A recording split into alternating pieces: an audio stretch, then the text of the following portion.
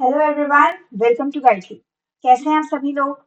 I hope आप लोग बहुत अच्छे होंगे और पूरे पावर पैक मूड में होंगे और एमसीक्यूज को प्रैक्टिस करने के लिए, राइट? सो मैं सीए नेहा बंसल आपका स्वागत करती हूँ गाइडली की इस यूट्यूब लाइव सीरीज में, जहाँ पर हम डेली बेसिस पर कुछ एमसीक्यूज डिस्कस करते हैं, राइट? तो आज है हमारा day 9 of MCQs. So let's begin the same. तो अब यहाँ पर हमारा पर्पस क्या है कि आपको एग्जामिनेशन रेडी बना दिया जाए कि आप ज्यादा से ज्यादा एमसीक्यूज देख पाएं और उन्हें सॉल्व भी कर पाएं, ठीक है? सो एक बार प्लीज कंफर्म कर दीजिए अगर मेरी ऑडियो वीडियो आपको क्लियरली पहुंच पा रही है।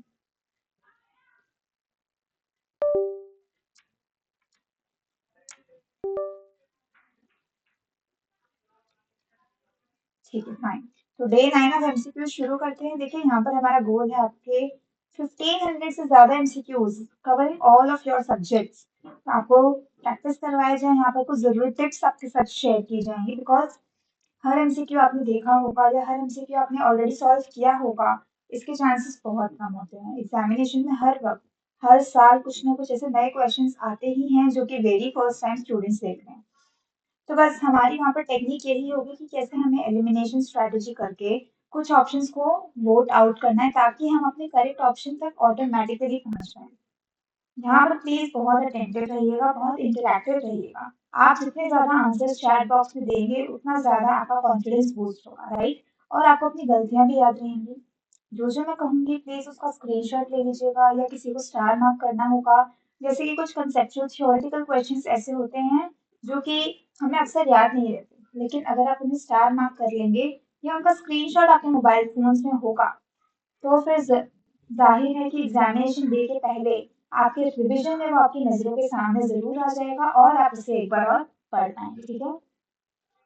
आज का पहला क्वेश्चन है ये: What type of accounts do appear in the balance sheet out of the following?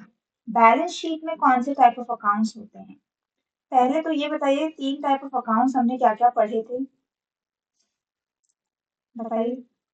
एक था रियल, एक था पर्सनल, एक था नॉमिनल। अब रियल, पर्सनल, नॉमिनल अगर आपको पता होगा तीनों क्या क्या होते हैं, तो आप इजीली बता पाएंगे कि बैलेंस शीट में इनमें से कौन सा दिखता है। अब अगर आप ऑप्शन डी लिख रहे हैं चैट बॉक्स में, जो कि मैं देख पा रही हूँ, तो अफसोस आपका जवाब गलत है, क्योंकि बैलेंस शीट में ये तीनों अकाउंट्स नहीं अपीयर होते। रियल अकाउंट्स होते हैं आपके असेट्स या लाइबिलिटीज, पर्सनल अकाउंट्स होते हैं आपके इंडिविजुअल्स लाइक डेटर, क्रेडिटर्स या कोई और कंपनी, नॉमिनल अकाउंट्स आपके होते हैं एक्सपेंसेस और इनकम्स के। तो बैलेंस शीट में क्या आपको कभी भी एक्सपेंस और इनकम दिखता है? जबकि बैलेंस शीट में असेट, लायबिलिटी, डेटर, क्रेडिटर ये सब जरूर दिखता है।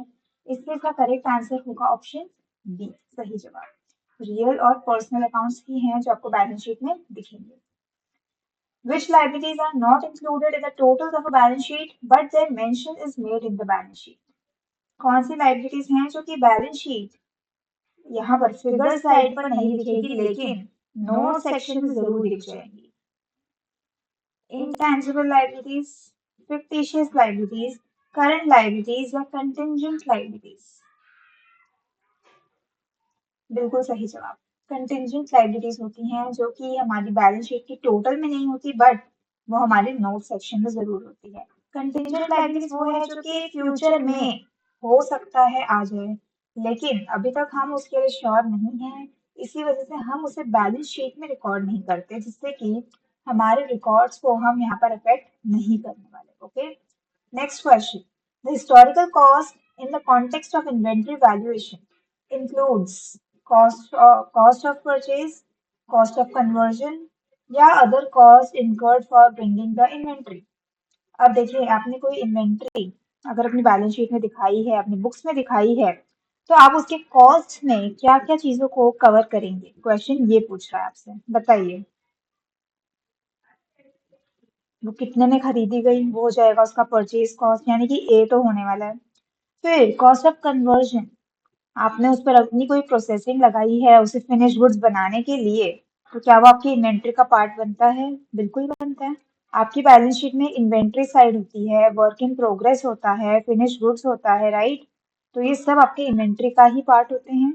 तो देखिए, ए भी होता है, कॉस्ट ऑफ कन्वर्जन भी होता है, other cost incurred from bringing the inventory, inventory को लेकर आने वाली कॉस्ट जो कि उसकी ट्रांसपोर्टेशन कॉस्ट है, वो भी उसका पार्ट होता है। जैसे कि हमने फिक्स एसेट्स वाले एग्जाम्पल में देखा था कि अक्सर वो कॉस्ट फिक्स एसेट में ही हम कैपिटलाइज कर देते हैं। तो यहाँ पर आंसर है D, A to C all. ठीक है, तीनों तरह की कॉस्ट है जो कि इसमें कवर होने वाली हैं, एडअप होने वाली हैं। ठीक है, आई थिंक ज्यादातर स्टूडेंट्स को इसमें थोड़ा सा कंफ्यूजन था कि शायद ये नहीं होता, बट ये भी इन्वॉल्व होती है। ठीक है, अब स्टूडेंट्स जहाँ जहाँ आप अटक रहे हैं, जो भी क्वेश्चन में आपका आंसर गलत हो रहा है या आपकी अंडरस्टैंडिंग थोड़ी इधर उधर हो रही है, आप उनका स्क्रीनशॉट बेझिझक लेते रहिए। अल्टीमेटली होगा कुछ भी नहीं, आपकी गैलरी भर जाएगी, लेकिन एग्जामिनेशन के पहले जब आपके हाथ कांप रहे होंगे या आप कंफ्यूज हो गए कि अब मैं क्या पढूं, तो आप कम से कम इन क्वेश्चंस को ही गो थ्रू कर सकते हैं, क्योंकि ये आपके पास्ट एग्जामिनेशन के ही क्वेश्चंस हैं। कुछ आपके मॉड्यूल के हैं, कुछ पास्ट एग्जामिनेशन के हैं, और कुछ हमने बनाए हैं। तो कैसे भी एग्जामिनर की नजर भी इन पर है, हो सकता है यही सेम क्वेश्चन उठ के आ जाए। ठीक है, विच इज करेक्ट। अब यहाँ पर आपको करेक्ट स्टेटमेंट ढूंढना है। सबसे पहले ये all of the above option वाला मैं हर बार बोलती हूँ कि आपको ब्लाइंडली इसे फॉलो नहीं करना, इसको टिक नहीं करना, सारे ऑप्शंस हम पढ़ेंगे। When goods are purchase the purchase account is used. सही बात है, ये तो सही लग रहा है मुझे। When goods are sold the sales account is used. हाँ जी। When goods are returned by the customers of the firm the returns outward is used. आपके कस्टमर्स ने आपके गुड्स रिटर्न कर दिए, तो आप कौन सा अकाउंट यूज करेंगे, रिटर्न इनवर्ड या आउटवर्ड? बिल्कुल सही जवाब, कि option C is not the correct one. Statement C is not the correct one. फिर when the goods are returned by the firm to its suppliers, आपने किसी के गुड्स अगर रिटर्न किए हैं, so purchase returns is used, ये भी correct है, यानी कि आपका ए बी और डी करेक्ट होने वाला है। तो अगर आपने ऑप्शन ए को सही माना था तो आप रॉन्ग हैं, वो नहीं होगा। आपका करेक्ट आंसर होगा ए बी एंड डी, यानी कि स्टेटमेंट सी, ऑप्शन सी। ठीक है, सही जवाब। Next question, many small transactions are not recorded separately in the accounts of a firm। कुछ कुछ ऐसी छोटी छोटी ट्रांजैक्शंस होती हैं जिनको आप इंडिविजुअली रिकॉर्ड नहीं करते। ठीक है, these are included in the miscellaneous items for recording purpose. हाँ, वो रिकॉर्ड जरूर होती हैं, लेकिन वो कंबाइन करके रिकॉर्ड की जाती हैं, अलग अलग इंडिविजुअल लेवल पे रिकॉर्ड नहीं होती। ठीक है, this is done because of use of dash. अब यहाँ पर कौन सा अकाउंटिंग कन्वेंशन है जो ये चीज बोल रहा है कि हर चुन्नू चुन्नू सी आइटम को आप रिकॉर्ड नहीं करेंगे। एक 2 रुपए की पेंसिल ली है तो नहीं उसको डालेंगे, 10 रुपए की पेंसिल ली है या पेन लिया है, कुछ भी स्टेशनरी आइटम्स ली है इस तरह से, तो वो आपकी कॉस्ट में अलग अलग एंट्रीज में नहीं आएंगी। तो ऐसा कौन सा प्रिंसिपल बोल रहा था? Correct, it is convention of materiality. यानी कि ये कन्वेंशन बोलता है कि उन चीजों को रिकॉर्ड करो जिनसे आपके यूजर्स को बहुत फर्क पड़ता है, या जिनके एब्सेंस में आपकी स्टेटमेंट्स गलत हो जाएंगी। लेकिन हम इसके अकॉर्डिंग करते क्या है, ऐसे छोटे छोटे एक्सपेंसेस को क्लब कर देते हैं और एक बड़ा फिगर सामूहिक तरीके से एक सिंगल एंट्री में उसे डाल देते हैं। ठीक है, तो आप करेक्ट आंसर होगा convention of materiality. Next one, आज सारे थियोरेटिकल क्वेश्चंस आ रहे हैं, I think. No worries, practical भी आएंगे। Returns of goods from the customers of a firm should be credited to dash and debited to dash.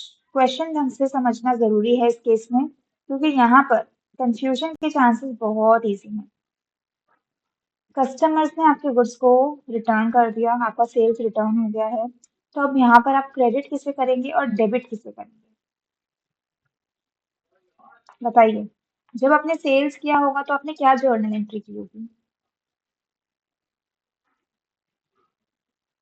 Customer to sales, यह थी आपकी सेल्स की एंट्री। अब अगर सेल्स रिटर्न हो रहा है तो क्या होगा? Sales return to customer. मिल गया आपको answer, should be credited to customer and debited to sales return. तो credited to customer, debited to sales return.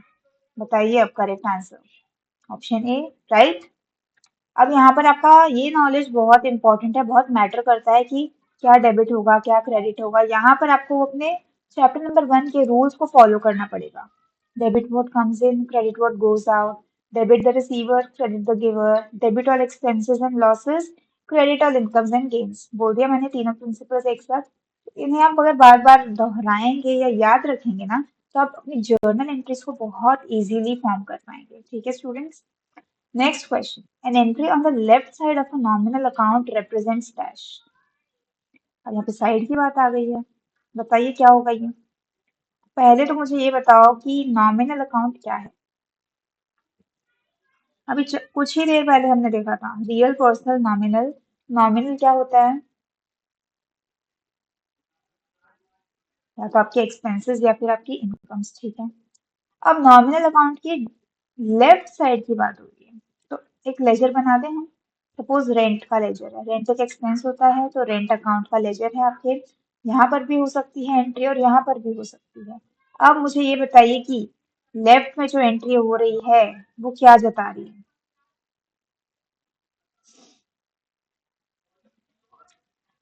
Rent paid की जर्नल एंट्री क्या होगी? डेबिट ऑल एक्सपेंसेस, और फिर यहाँ पर क्रेडिट व्हाट गोज आउट, आपने कैश दिया होगा। तो ये होती है रेंट पेड की एंट्री। ओके, तो ये लेजर में कैसे पोस्ट होगी? रेंट टू कैश, तो रेंट टू कैश ये इधर आ गई। यानी कि जो एंट्रीज लेफ्ट साइड में आ रही है वो एक्सपेंस दिखा रहा है कि हाँ हमने रेंट पे किया है। वहीं अगर अब मैं कहूँ सैलरी अकाउंट में किस तरह से एंट्री होगी, आपको सैलरी मिली है तो debit what comes in, cash आया आपके पास।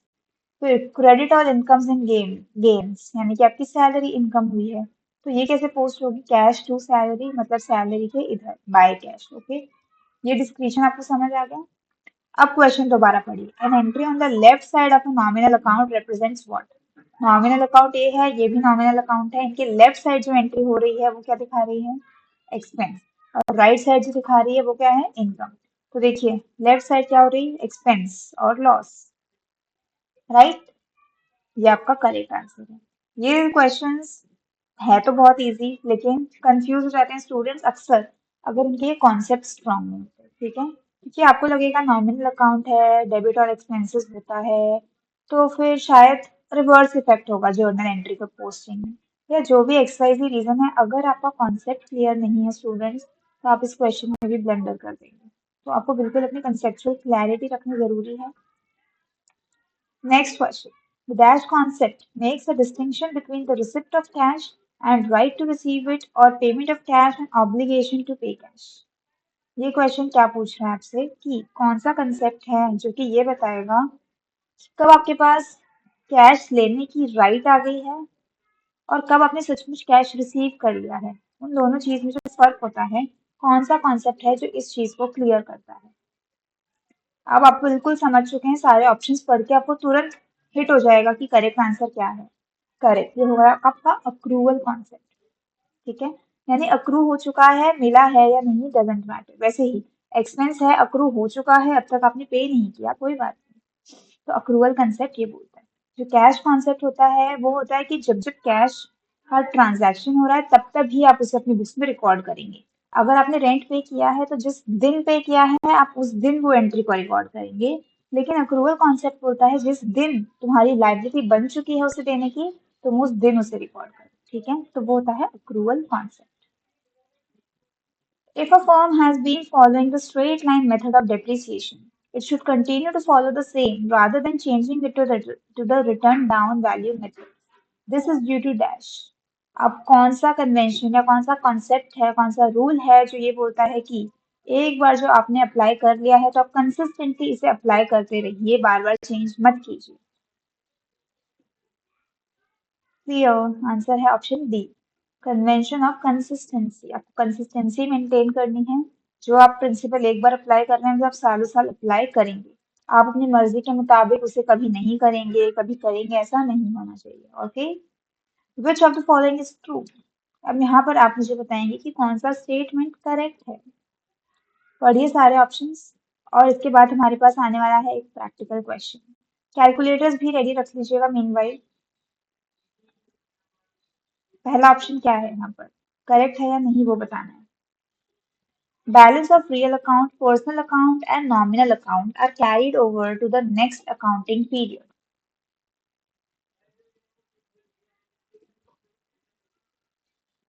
ये पार्टली ट्रू है, ये स्टेटमेंट पूरा करेक्ट नहीं है। देखिए रियल अकाउंट होता है आपका कोई बैलेंस शीट में असेट आइटम, जैसे फर्नीचर अकाउंट। तो हाँ, फर्नीचर का अगर कोई लेजर है तो आप उसको कैरी फॉरवर्ड तो करेंगे ही, अगली बैलेंस शीट में वो उठ के चला जाएगा। वैसे ही अगर कोई और रियल अकाउंट है वो भी जाएगा। तो हाँ, ये रियल अकाउंट का तो होता है। पर्सनल अकाउंट का भी होता है। हाँ, आपके क्रेडिटर का अगर कोई अकाउंट है तो अगर आपने उसको पे कर दिया तो यहाँ आ जाएगा। अगर आपके क्रेडिटर्स बढ़ते गए तो वो यहाँ आ जाएगा। कहीं ना कहीं आपका ये जो क्रेडिट बैलेंस होगा ये हो जाएगा कैरी फॉरवर्ड, तो ये भी होगा। लेकिन नॉमिनल अकाउंट नहीं होता। अक्सर ये आपके एक्सपेंस इनकम से जुड़ा हुआ है। आपने जो भी एक्सपेंस इनकर किया है, जैसे कि रेंट एक्सपेंस है, पे कर दिया तो इधर आ गया, पे नहीं किया तो वो जाएगा कि आउटस्टैंडिंग लाइबिलिटीज में, ना कि सीधा आपकी बैलेंस शीट में। ओके, या ना कि आपके अगले अकाउंटिंग ईयर में। तो ये स्टेटमेंट इनकरेक्ट है। Okay, next one. Debit side of the cash book is called payment and credit side is called receipt. Cash की डेबिट साइड क्या होती है और क्रेडिट साइड क्या होती है, तो हमने बहुत बार देखा है। और अगर अभी आप कंफ्यूज हो भी चुके हैं तो कोई जर्नल एंट्री से देख लीजिए रैंडमली, ठीक है। यहाँ पे आप कर दीजिए कैश टू रेंट। मैंने अगर लिखा कैश टू रेंट मतलब मुझे कैश मिला है, मतलब रेंट मेरी इनकम है, तो ये हमेशा रिसिप्ट साइड होती है और ये हमेशा पेमेंट साइड होती है। यहाँ पर क्या लिखा है, debit side is payment and credit is receipt, बिल्कुल उल्टा लिखा है, तो ये रॉन्ग है। Discount allowed by the creditor is recorded on the payment side of the cash book. आपको क्रेडिटर ने डिस्काउंट दिया, यानी आपने पैसे कम दिए उसको, तो क्या आप उसको यहाँ रिकॉर्ड करेंगे? जिस चीज से आपके आउटफ्लो कम हो रहे हैं वो उसका नेचर होता है ऑफ रिसिप्ट, तो वो कभी भी पेमेंट साइड पर नहीं दिखेगा। अ person who owes a firm some amount is called debtor. अब तो वैसे भी यही ऑप्शन बचा है और करेक्ट ऑप्शन भी यही है। जो आपकी फर्म को कुछ अमाउंट ओ करता है, आपको कुछ देना है जिसे, तो वो हमेशा आपका डेटर होता है, आपका असेट होता है। राइट आंसर है ऑप्शन डी। इस तरह के क्वेश्चंस में आपका कॉन्सेप्ट क्लियर होना बेहद जरूरी है, क्योंकि यहाँ पर कंफ्यूजन आना बहुत ही आम बात है। ठीक है, अब आ गए हैं हम एक प्रैक्टिकल क्वेश्चन पे। Calculators in your hand. N equipment has original cost of 1 lakh. ठीक है, 1 लाख की कॉस्ट है एक असेट की, with a salvage value of 25,000, यानी कि लास्ट में जो सैलवेज वैल्यू होती है वो दी गई है 25,000। ठीक है, यूजफुल लाइफ है 5 years, बता दिया है क्वेश्चन में। Very good. Calculate depreciation for second year by using sum of years method. अब अगर आप स्ट्रेट लाइन मेथड बोल देते या रिटन डाउन वैल्यू मेथड बोल देते तो अभी तुरंत कर देते हम, लेकिन सम ऑफ ईयर्स मेथड पे हमने कभी कोई खास क्वेश्चन तो देखे नहीं है। हालांकि जब हमने लेक्चर में इसे कवर किया था तब मैंने आपको क्वेश्चन के साथ ही बताया था। खैर, अभी क्वेश्चन आ ही चुका है तो सॉल्व करते हैं। सम ऑफ ईयर्स डिजिट मेथड क्या बोलता है कि देखिए, सबसे पहला इसका स्टेप 1 होता है कि यूजफुल लाइफ कितनी है, 5 साल। तो हर साल की जो लाइफ रिमेनिंग है आप उसे ऐड कर दीजिए। 5 साल, 4 साल, 3 साल, 2 साल, 1 साल, तो टोटल इसका सम हो जाने वाला है 15। ठीक है, अब प्रोपोर्शनेटली आप इसे चार्ज करेंगे एवरी ईयर। तो पहले ईयर आपको कितना डेप्रिसिएशन चार्ज करना होगा, क्या कोई मुझे बता सकता है? क्वेश्चन में तो हमसे सेकेंड ईयर की बात हो रही है, लेकिन आपको मुझे फर्स्ट ईयर का बताना है।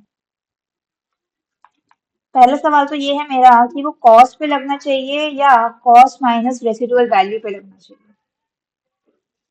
ये करेक्ट है। ये यहाँ पर कॉन्सेप्ट में कोई भी आपको यहाँ पे मात नहीं खानी है। ठीक है, हमेशा कॉस्ट माइनस रेसिडुअल वैल्यू जो आती है फिगर, डेप्रिशिएबल अमाउंट यही होता है आपका, डेप्रिशिएबल बेस हमेशा यही रहेगा। ठीक है, रिटर्न डाउन वैल्यू मेथड में पता है क्या होता है आपको, आप इस पे लगाते हैं डेप्रिसिएशन। स्ट्रेट लाइन मेथड में आप इस पे लगाते हैं depreciation. Return down value method में आप रिमेनिंग वैल्यू पे लगाते जाएंगे। स्ट्रेट लाइन में हमेशा आप बेस वैल्यू को कॉमन रखेंगे। I hope I am clear. यहाँ पर भी आपकी बेस वैल्यू कॉमन रहेगी, वो रहेगी हमेशा 75,000। अब मुझे बताइए ईयर 1 का डेप्रिसिएशन कितना होना चाहिए 75,000 पे। ईयर 1 में आपको कितनी साल की लाइफ पर डेप्रिसिएशन लगाना है, 5 आउट ऑफ 15 ईयर्स, तो ये होता है ईयर 1 का। ईयर 2 का क्या होगा, 75,000 कॉमन रहेगा, रिमेनिंग लाइफ कितनी है यहाँ पर 4/15। ओके, तो इस तरह से आपको जो मिलेगा ये होगा आपका करेक्ट आंसर।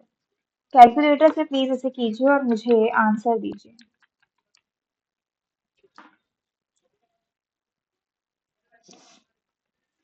20 सही जवाब है। अब ये देखिए, आपके लिए एक स्क्रीनशॉट भी अटैच कर रही हूँ।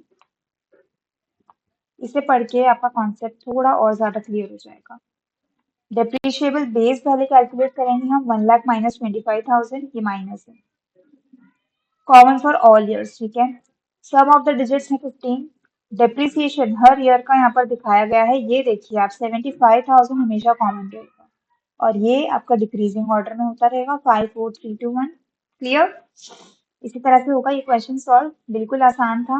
हालांकि ये इतना ज्यादा फेमिलियर नहीं थे सारे स्टूडेंट्स, इससे हमने कुछ नया सीख लिया है। आप इसका स्क्रीनशॉट ले लीजिए अब विद द सॉल्यूशन, ताकि आप बिल्कुल भी ब्लैंक आउट ना हो जाए जब एग्जामिनेशन में एक क्वेश्चन पॉप हो, ठीक है।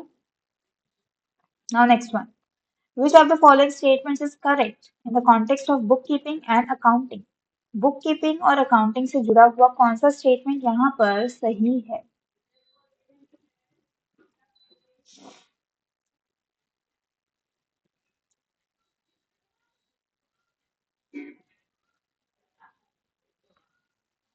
सबसे पहले मुझे ये बताएगा कोई कि पार्ट 1 क्या होता है, स्टेप 1 क्या होता है जब आप कोई ट्रांजैक्शन रिकॉर्ड कर रहे हैं तो।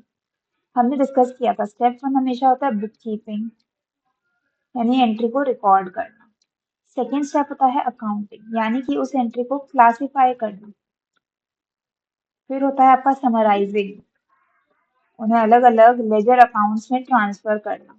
एंड फाइनली होता है रिपोर्टिंग, कि आप उससे जो रिजल्ट है वो कम्युनिकेट कर रहे हैं, अब उसको फाइनेंशियल स्टेटमेंट्स के रूप में प्रेजेंट कर रहे हैं, राइट। तो अब आप बहुत इजीली बता पाएंगे कि accounting deals with recording and book keeping deals with interpretation. Book keeping का काम समझना होता है और अकाउंटिंग का काम रिकॉर्ड करना होता है। गलत जवाब। Book keeping deals with recording and accounting deals with interpretation, ये सही हो सकता है। आगे बढ़ते हैं। Book keeping and accounting deals both with recording of business and there interpretation, नहीं, दोनों का एक ही काम नहीं होता। Book keeping deals with recording and accounting deals with audit. अब अकाउंटिंग में सिर्फ ऑडिट थोड़ी ना होती है, तो ये भी गलत है, यानी कि हमारा करेक्ट आंसर है ऑप्शन बी। स्टेप्स के वाइज अगर आप जाएंगे तो भी और कंसेप्ट वाइज जाएं तो भी, right. Next question, bank pay some interest to the party. Bank ने कोई इंटरेस्ट पेमेंट किया है। Firm deposited one cheque with the bank. Firm ने एक चेक डिपॉजिट किया और बैंक के साथ, मतलब दो अलग अलग केसेस आपको दिए गए हैं। Entry in respect of these two would be made first by dash and second by dash. ये दो अलग अलग केसेस। स्टूडेंट्स, इस क्वेश्चन को अगर आप समझने में कंफ्यूज हो रहे हैं तो मुझे चैट में बताइए, हम पहले क्वेश्चन को ही समझते हैं। देखिए, बैंक ने एक पार्टी को इंटरेस्ट पेमेंट किया, केस नंबर 1। फिर एक फर्म ने अपना एक चेक बैंक में डिपॉजिट किया, केस नंबर 2। ये दो सेपरेट चीजें हैं, दोनों में आपको ये बताना है कि फर्स्ट एंट्री कौन करेगा। इस केस में पहले बैंक के बुक्स में एंट्री होगी या हमारी बुक्स में। तो जब जब बैंक इंटरेस्ट पे करता है या इंटरेस्ट डिडक्ट करता है, उसकी खबर हमें बाद में लगती है, पहले बैंक को पता चल जाता है, तो ये एंट्री तो बैंक पहले करेगा। अब ऑप्शंस में देखिए, बैंक पहले इन दोनों में आ रहा है, तो ए या बी ही हमारे करेक्ट आंसर है, सी और डी हो गए रूल आउट। फिर firm deposited one cheque with the bank. Firm ने चेक डिपॉजिट किया है तो बैंक को लेट पता चलेगा और फर्म अपनी कैश बुक में उसे रिकॉर्ड कर चुका होगा, तो ये वाली एंट्री पहले फर्म करेगी। सो यहाँ पर ये होगा करेक्ट आंसर ऑप्शन बी, ठीक है, ऐसे ही करना था। Next one, entry for the transaction which is recorded on both side of the cash book is called dash. Cash book की दोनों साइड अगर एक ही एंट्री का इफेक्ट आ रहा है तो उस एंट्री को क्या कहेंगे हम? ऐसा भी कुछ होता है, एक ही एंट्री से दोनों साइड अफेक्ट होती है। जी हाँ, ये अक्सर आपकी उस कैश बुक में होता है जिसमें दो कॉलम्स है, एक कैश का है और एक बैंक का है। याद कीजिए हमारा concept, cash bank, cash bank, okay. तो ये थी आपकी कैश बुक बैंक बुक साथ में। अब कौन सी एंट्री ऐसी होगी, पहले कोई ऐसा एग्जांपल आपको दूं। सपोज आपने बैंक में कुछ कैश डिपॉजिट किया, आपने बैंक में कुछ कैश डिपॉजिट किया, तो आप जर्नल एंट्री क्या करेंगे? बैंक में पैसे आए, सामने आपका कैश चला गया, ये होती है कॉन्ट्रा एंट्री। हमारा आंसर भी है ऑप्शन बी, कॉन्ट्रा एंट्री। अब ये आपकी कैश बुक कम बैंक बुक है, यहाँ पर जर्नल एंट्री भी आप वैसे ही करेंगे। देखिए, बैंक टू कैश होगा आपका, तो यहाँ पर आप लिखेंगे बाय बैंक और लिख देंगे इस कॉलम में, और यहाँ पे आप लिख देंगे to cash, I mean to cash तो है ही, तो ये हो जाएगा आपका बैंक कॉलम में। इसे कहा जाता है contra entry. Answer is option D. Right. देखिए यहाँ पर डिस्क्रिप्शन भी है in case you want to have a look.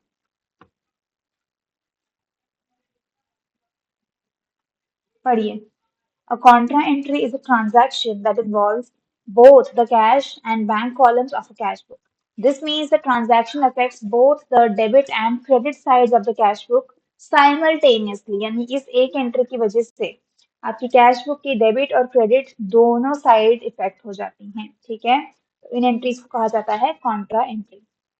Next question पे बढ़ें। Okay, next question. अ कंज्यूमर परचेज। अब कंज्यूमर परचेज क्या होता है? सारे ऑप्शंस पढ़ेंगे। मैंने आपको कहा था कि हर सवाल आपने पहले से पढ़ा हो या आपने लर्न किया हो, देखा हो, सॉल्व किया हो, कोई जरूरी नहीं है।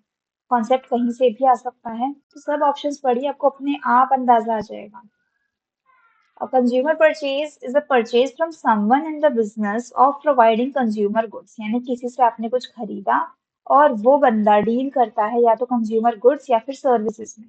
ठीक है, ऑप्शन बी बोल रहा है a consumer purchase is a purchase other than a cash purchase. तो सिर्फ क्रेडिट परचेज की बात कर रहे हैं। C is a purchase that may involve the purchase of goods by a merchant for resale। सिर्फ एक मर्चेंट ने रीसेलिंग किया है, उससे जुड़ा हुआ purchase. Is a purchase of goods for a business और प्रोफेशनल यूज। सिर्फ बिजनेस के लिए ही किए जाने वाले परचेज को कंज्यूमर परचेज बोलेंगे।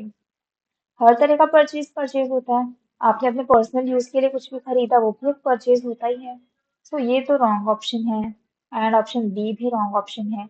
अब बारी आती है ऑप्शन ए और सी से। क्या आप मुझे बता सकते हैं कौन सा होगा?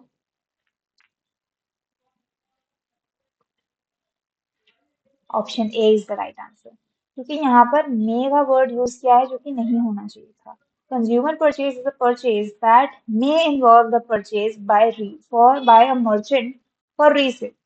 कि शायद आपने एक सप्लायर से लिया है उसे आगे बेचने के लिए, इसलिए वो कंज्यूमर परचेज है। नहीं, कंज्यूमर परचेज होता है जहाँ पर एंड यूजर कस्टमर ही हो। रीसेलिंग वाला कॉन्सेप्ट नहीं हो सकता इसमें। अगर रीसेलिंग वाला कॉन्सेप्ट है तो वो होलसेल परचेज होता है। ओके, आंसर है option A. Okay, let's have some more questions. मैंने प्लान किया था इस सेशन को अभी एंड करने का, बट कोई बात नहीं, कुछ और क्वेश्चंस देख लेते हैं, एक या दो क्वेश्चंस। ठीक है। A sum of 25,000 becomes this much at the end of 3 years when calculated at simple interest. To find the rate of interest. Simple interest का फॉर्मूला क्या होता है? ये तो हम आई थिंक 9 डेज से, अगर ये सेशन चल रहा है ना, 9 डेज से ही मैं आपसे पूछ रही हूँ। सिंपल इंटरेस्ट का ये फॉर्मूला होता है। अब आपको यहाँ पर प्रिंसिपल दिया गया है, प्रिंसिपल प्लस इंटरेस्ट का फिगर भी दिया गया है, टाइम भी दिया गया है, खाली रेट ऑफ इंटरेस्ट नहीं दिया। तो आपका सिंपल इंटरेस्ट कितना होगा? अगर 25,27250 हो रहे हैं तो आपका इंटरेस्ट होगा this minus the principal amount. Clear? ये हो गया आपका इंटरेस्ट का फिगर, यानी 2250 is equal to what? Principal कितना? 25,000। रेट ढूंढना है, टाइम कितना? 3 इयर्स। अब क्या आप मुझे रेट बता सकते हैं? उठाइए कैलकुलेटर्स।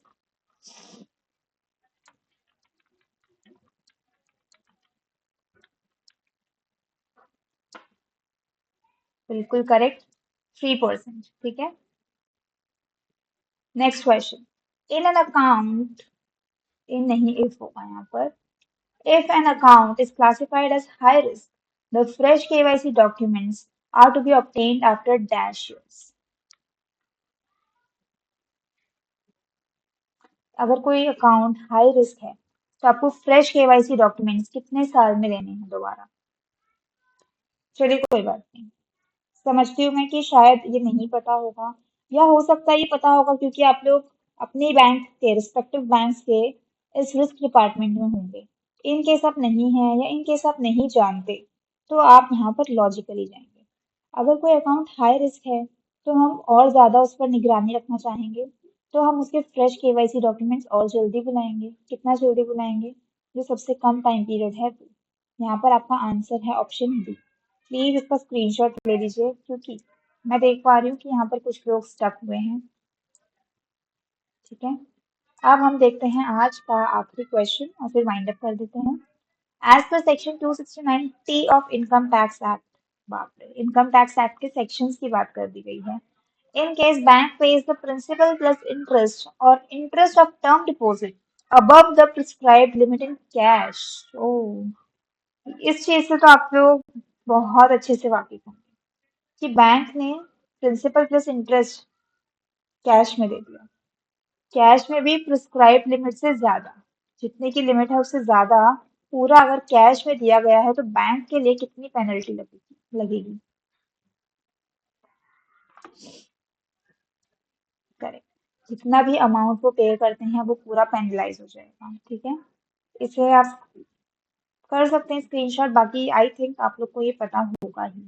ओके, तो यहीं पर मैं इस सेशन को एंड करती हूँ। हमने आज अपना 9th डे ऑफ एमसीक्यू भी कंप्लीट कर लिया है। अब अगर आपको कोई भी डाउट है या अगर आप और इसी तरह की सीरीज को देखना चाहते हैं तो इस चैनल को सब्सक्राइब कर लीजिए, हमारे टेलीग्राम ग्रुप्स को भी फॉलो कर लीजिए। वहां पर आपको हर सब्जेक्ट से जुड़ी हुई सारी जरूरी जानकारी मिल जाएगी। एंड इन केस आपको कोई भी क्वेरी आती है तो आप बेझिझक हमसे इस नंबर पर रीच आउट कर सकते हैं, और एल्स इस वीडियो के कमेंट सेक्शन में भी आप अपनी चीजें शेयर कर सकते हैं। ठीक है, तो यहाँ पर I take your leave. Goodbye, good luck, thank you, C A Neha Bansal signing off. Have a nice day.